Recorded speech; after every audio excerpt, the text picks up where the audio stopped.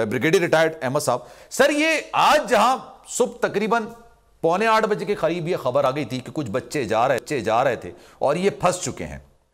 छोटी सी डोली है, 3 रस्सियों से बंधी हुई होती है, 2 रस्सियां टूट गई थी, एक रस्सी पर ये झूल रही थी। और मैं यकीन के साथ कह सकता हूं कि जो बच्चे वाले हैं या जो बच्चे वाले नहीं हैं, इस सारी सूरत हाल को देखकर उन्होंने अपना दिल जरूर थाम लिया होगा, क्योंकि बच्चे हर एक के घर में होते हैं और स्कूल वो हर एक के घर में जाते हैं।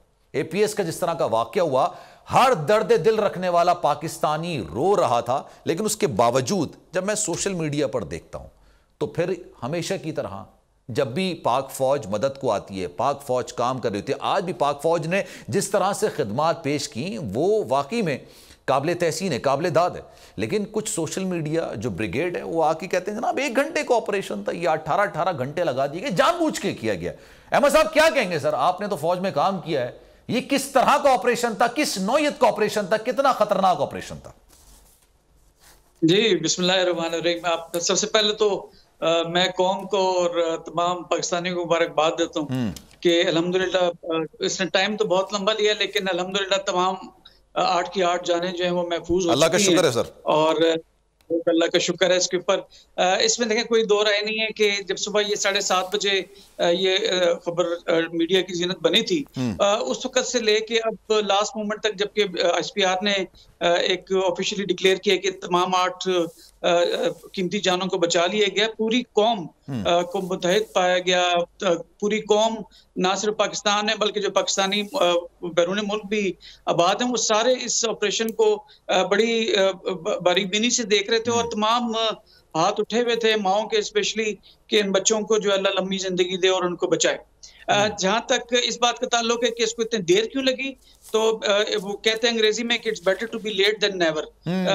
इस तरह के ये बड़ा कोई अजीब पेचीदा किस्म का ऑपरेशन था और बड़ा अपनी जिद्दत में, मैं समझता हूँ पाकिस्तान में इस नौयत का पहले कभी ऑपरेशन नहीं हुआ कि एक डोली जो है वो ये चेयर लिफ्ट हवा में इस तरह मुअल्लक हो और एक सिंगल रस्से के ऊपर हो। तो उसको बड़ी बारीकबीनी से इसको देखा गया और जब सिविल इंतजामिया के बस से या उनकी कैपेसिटी से जब ये चीज बाहर हुई तो फौज को मदद के लिए बुलाया गया एज यूजुअल। और फिर जो हमारे एसएसजी के जो जवान हैं उन्होंने इसको ऑपरेशन को टेक ओवर किया। और जो हम सियाचिन में ऑपरेशन करते हैं, स्लिंग ऑपरेशन, जहाँ पे मुख्तलिफ चोटियों के ऊपर पहुंचना मुश्किल होता है या वहाँ पे रसद पहुंचाना मुश्किल होता है, तो उसी किस्म का एक ऑपरेशन था। लेकिन इसमें बच्चे इन्वॉल्व थे, इसमें एक ऐसी डेंजरस सिचुएशन थी कि जिसमें आप डिले भी नहीं कर सकते थे। आपने पायलट का भी ख्याल रखना था, जहाज का भी ख्याल रखना था, उस कमांडो का जो स्लिंग से लटका हुआ उसका भी, क्योंकि अगर इनको कुछ होता तो डोली के ऊपर डायरेक्ट उसका इम्पैक्ट आता। तो इंतहाई बारीक बीनी से इसके टेक्निकल पहले रिकॉनेसेंस की गई, एक मुकम्मल प्लान बनाया गया। और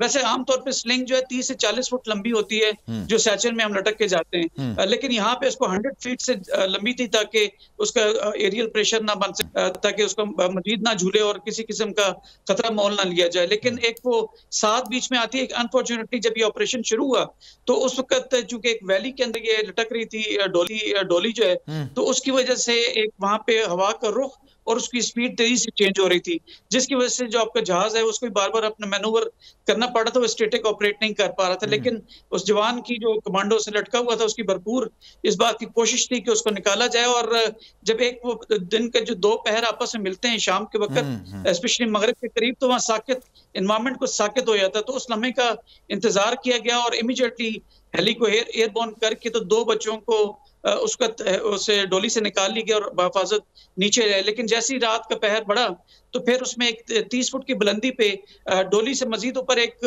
लोहे की तार थी जो कि बेसिकली इस ब्रिज को सहारा देने के लिए थी, तो वो बड़ा डेंजरस हो गया था। तो लिहाजा ये फिर सोचा गया कि अब जमीनी ऑपरेशन कैसे किया जाए। तो उसमें जीओसी जो एसएसजी हैं, कमांडोज के जो जनरल ऑफिसर कमांडिंग है, वहाँ खुद मौजूद थे।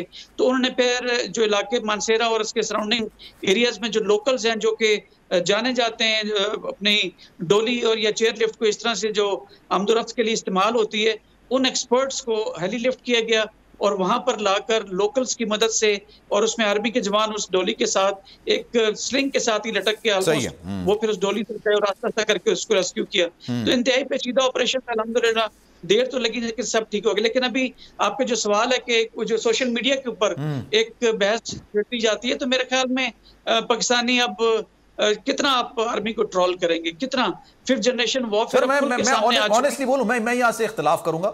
वो पाकिस्तानी नहीं है, वो बॉट्स भी हो सकते हैं, और जो पाकिस्तानी रियासत, पाकिस्तानी फौज के खिलाफ हर्जा सराई कर सकता है, वो पाकिस्तानी तो नहीं हो सकता। ये मैं एडिशन करना चाहूंगा सर। जी, आप अगर आप एक्सट्रीम पे जाएं तो आप शायद यही कहेंगे, लेकिन मैं उनको भी पाकिस्तानी इसलिए कहूंगा कि हैं तो हमारे भाई, बहके हुए हैं, कोई बात नहीं, इतनी जहाँ मोहब्बत करते हैं वो, अगर बहकावे में आके इस तरह की बात करते भी हैं तो इंशाल्लाह खुद उनको हमारी जानों की कुर्बानियां जो पाकिस्तान आर्मी दे रही है, जैसे कि यहाँ पे वो जानों को बचा रहे थे, और इसी से कुछ दूर पहाड़ों के परे आपके साउथ वजीरिस्तान में 6 जवानों ने अपनी शहादतें दी ताकि उस इलाके में जो अमन है उसको कायम रखा जा सके। तो हर जगह अपनी तय कोशिश है कि पाकिस्तान एक अमन का गहवारा रहे और उसमें दहशतगर्दी दोबारा ना उठे, तो हर जगह शहादतें दे रहे हैं। आप लोग इस मुल्क पाकिस्तान में आजाद हैं।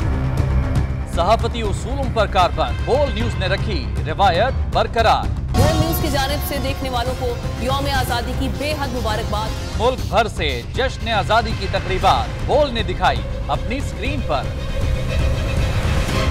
पाकिस्तान के 76वें यौम आजादी का जश्न बोल ने सुनाई पाकिस्तान जिंदाबाद के नारों की गूंज। बोल की सबसे बड़ी ट्रांसमिशन में पाकिस्तान का नाम रोशन करने वालों ने दिए कौम को पैगामात। बेपनाह मुश्किलात का सामना करके इस मुल्क को हासिल किया। आजाद कौमों को बहुत सी कुर्बानियां देनी पड़ती हैं। 76 वालियों में आजादी का दिन जोश खरोश के साथ मनाया, क्योंकि जिंदाबाद पाकिस्तान ये है बोल की पहचान।